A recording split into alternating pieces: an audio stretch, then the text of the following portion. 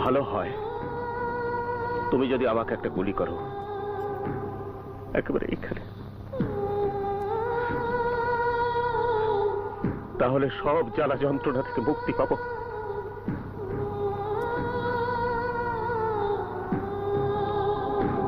টাকাটা চাঁদাবাজি করে এনেছো না?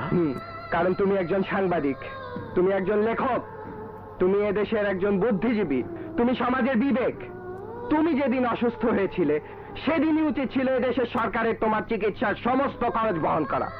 বহন করেছে? করেছে? করে নাই, করে নাই, করে নাই।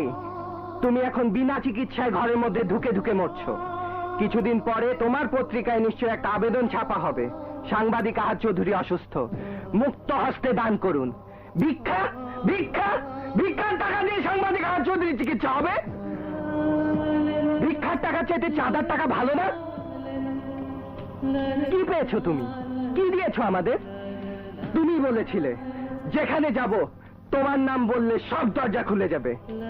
তোমার নাম বলেছিলাম বলে সেদিন পুলিশ আমাকে নির্মম ভাবে পিটিয়েছিল। আমি জীবনেও সে মারের কথা ভুলতে পারবো না আব্বা, জীবনেও ভুলতে পারবো না। আহাদ চৌধুরীর ছেলে না হলে আমার জীবনের এই পরিণতি হতো না আব্বা।